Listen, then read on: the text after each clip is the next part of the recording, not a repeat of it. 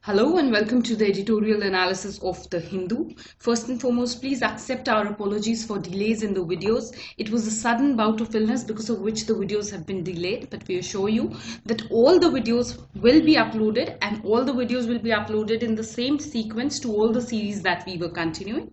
So coming to the video of today we will be discussing the editorial of the 23rd of March. 22nd of March, there was no Hindu newspaper. This is primarily because after the festival of Holi, there is a holiday that Hindu gives, so that is why there is no newspaper on the 22nd. So coming to the newspaper of the 23rd of March. Coming to the first article, next stage in the great game. This is an important article because the context is with regards to the future of Afghanistan. Afghanistan is a very, very important country for India. Foreign policy vis-a-vis Afghanistan is something that is very important and a question can be expected in this regard. So this article is an important one. Now coming to the issues which have been discussed. Now the first issue is with regards to the international talks with Taliban. Now here the editorial is discussing that international talks with Taliban are something that are a reality today. You should know that for India has a moral principle where India does not adhere to talks with a non-state actor. And in this case, Taliban is a non-state actor. Now, what has happened is that despite India's reservations on talking with Taliban, the global leaders have not acknowledged this, and global talks with Taliban are something that have been going on. This, the editorial says that in the context of India, this refers to the 5 stages of grief that India has gone through, which is denial, anger, bargaining, depression, and finally acceptance. Which means that India in the past was in a stage of denial where it said that it does not accept Taliban, it does not accept any talks with Taliban. Then later India expressed anger and bargaining vis-a-vis talks that are going on with Taliban. And now it is finally that India to some extent has non-officially accepted that yes, talks are what are going on with Taliban, and India has often also shown interest to also be a partner to these particular talks. Recently, India has sent non-official members to talks with Taliban. So that is India's relation vis-a-vis Taliban is what has been discussed in this editorial first and foremost. Next, what has been discussed here is with regards to some red lines for conversations. Now, the editorial here discusses that for time and again what had happened was that some red lines are what were first laid down before having any conversation with Taliban. For instance, it was said that Taliban will not carry out any terror activities, or for that matter the government of Afghanistan is what is going to be taken on board. So these red lines were what was set up. Now what has happened is that all these red lines are what have been done away with, and this is something that India has highlighted, that why for holding talks with Taliban at present no red line is what is held, and even despite the fact that Taliban continues to hold terror attacks or terrorist activities on the Afghanistan soil, talks are what are being held with Taliban. So this is something that is a cause of concern for India. Another thing which is important is the issue of delegitimizing the government of Afghanistan. Now you should know that in these talks that are being held with Taliban, the players who are there in these talks are the US, Russia, UAE, Qatar, Saudi Arabia, Pakistan. But the government, the democratically elected government of Afghanistan itself is not on board. So that is what is a cause of concern which even India is concerned about. That why is it that the government of Afghanistan is not taken on board, and India is saying that this is what is going to result in the delegitimacy of this particular government, and that is something that has been highlighted here. Next, what is the issue? The issue that has been discussed is the role for India. Now, the editorial here discusses that at present, India has not been given a role in talks with Taliban. What has happened is that India has not been acknowledged at all by the major powers, despite the fact that India has a lot of investment in Afghanistan. India has a lot of stakes in the peace of Afghanistan. But despite all of that, the role that India has been given is zero, or it has been a negative one. So that is something that has been analyzed. Next is the issue of elections in Afghanistan. Now you should know that elections in Afghanistan were what were due in the month of April. These have now been postponed to the month of September. So all of this has happened in the aftermath of, or in the backdrop of, these talks that are going on with Taliban.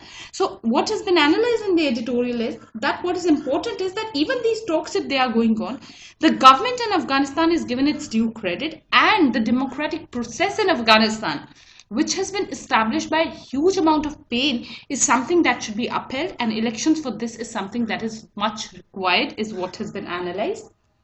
Next, what has been discussed is the case and a comparison is what has been drawn between the year 2019 and the year 1989. Now, this is largely done because India is fearing that Taliban might rise once again in Afghanistan, just like it did in the year 1989. This was the year when Russia moved out of Afghanistan, and it was in this backdrop that Taliban finally rose to power and came into existence in the year 1990. So now what the editorial is discussing is that this year, that is the year 2019, is not similar to 1989. Now for Taliban to come to power is something that is going to be very much more difficult. It is not that Taliban can control even a single city in Afghanistan at present. So that is what has been highlighted, that India's fears are something that are not justified. Today the population in Afghanistan is much more educated. Taliban is comparatively much more weaker. The people are much more aware of their rights. The global stakes in Taliban and in Afghanistan for that matter are very much stronger, as a result of which it is very difficult that Taliban can revive or resurge in Afghanistan the way it did in the year 1990. So these fears are something that are without any base, is what has been analyzed. Next, what has been discussed is with regards to India's position in Afghanistan, and this is the most important analysis of this particular article. Rather, I would like to suggest that whenever any foreign relations come or any question on any foreign relations come, you should always offer the key ideas vis-a-vis that country. For instance, if a question comes on Iran, it is obvious that you have to talk about the Shah Bahar port. Similarly, whenever a question will come on Afghanistan, you have to talk about India's position in Afghanistan, which is a very positive one. Here you need to know that India has invested money in Afghanistan to the tune of $3 billion. So this is a very, very high stake of investment in the development projects in Afghanistan. Also, a large number of students from Afghanistan are coming to India for studies. The Afghanistan military officials are being trained in India. So as a result of which, India has a lot of goodwill amongst the people in Afghanistan, and this is one currency which India needs to encash in Afghanistan. At the end of the day, even if India is not called for these international talks, it does not matter. Till the time it has legitimacy in the hearts of these people in Afghanistan. For instance, a foreign country might be called for discussing these matters with Taliban, but till the time that country is accepted by the people of Afghanistan itself, the value of that country does not hold in such talks. Contrary to that, a country like India, which holds such an important place in the hearts of people of Afghanistan, which has such goodwill amongst the people of Afghanistan, that country becomes much more important, and a much more important stakeholder is what has been discussed in this editorial. So these are some ideas that you need to bring about whenever you are discussing about Afghanistan. This figure about investment is something that you can memorize. Another thing that has been discussed in the editorial is the role of India and Pakistan. Now, both these countries have an important role to play in Afghanistan.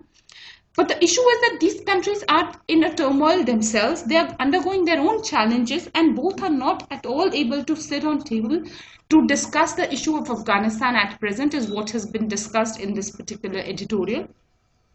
So what the editorial is advocating is that both India and Pakistan need to do away with their differences, at least on the issue of Afghanistan, and they need to come together for a peaceful Afghanistan for the future, which is in the interest of this entire region. So that is what is the entire analysis of Afghanistan and the talks with Taliban and India's role and India's stand. So indeed, this article is important for the bilateral relations with Afghanistan. So that is the relevance.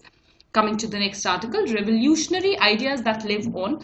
Now, 23rd March is the martyrdom day of Bhagat Singh, and as a result of which an editorial is what has come up on the ideas of Bhagat Singh. Now, this I have picked up because sometimes comparative questions are coming on the ideologies of two leaders. Also, a question in ethics on the ideas of Bhagat Singh is something that we can expect, and this article is a good article. That is why I've picked it up. Now, coming to the issues which are important, or rather the ideas that are important, the first idea is that of Universal Brotherhood. Now, this was an idea that Bhagat Singh has envisaged at a young age of 17 itself. If at this young age he has spoken about ideas that of a stateless world where there are no countries, there are no divisions, where everybody is living as one unit, is what have been discussed by Bhagat Singh. These are his ideas. So this is something that you should know, that he has given the idea of Universal Brotherhood. Next, what has been discussed is that Bhagat Singh was a critique to untouchability. This is also emanating from his idea of Universal Brotherhood. He had said that India can never progress until and unless this devil of untouchability is what is continuing in India, and this is something that India needs to do away with. How is it that a large section in India is still continuing to be differentiated and is continuing to live a life of such discrimination is what Bhagat Singh had raised such questions at that point of time itself. So you should know he was a major critique of untouchability. Next you should know is that Bhagat Singh was a critique to Lala Lajpat Rai. This was largely because Lala Lajpat Rai had a philosophy of Hinduism. He was a major proponent of Hindu Mahasabha. So on these grounds, it was Bhagat Singh who had criticized Lala Lajpat Rai, despite the fact that the stature of Lala Lajpat Rai was much higher than Bhagat Singh at that point of time. And still Bhagat Singh had drawn the courage to criticize such a great leader as Lala Lajpat Rai. So this is something that you should know. Also, a question can come that's to compare the philosophy of Lala Lajpat Rai with Bhagat Singh. So these kind of questions can come, so you should be prepared with that. Next is the idea of politics and religion rather. You should know that Bhagat Singh had said that politics and religion need to be set apart. Politics is something that is entirely different from religion, and religion should nowhere be mixed with politics. He was largely talking from the point of view of communalism. But this is an idea that was completely different from Mahatma Gandhi. Mahatma Gandhi said that religion is something that is the basics of politics, and politics cannot exist without religion. So in light of this, you should know a comparison is what can be drawn between Mahatma Gandhi's line of thought as well as Bhagat Singh's line of thought. So these are the major ideas that you need to draw from this particular article, and these are some ideas that you need to know about Bhagat Singh also, because largely his revolutionary ideas are what are known and these other ideas are what are ignored. So that is the relevance of this article. And that's all for today's discussion. I thank you all for watching this video.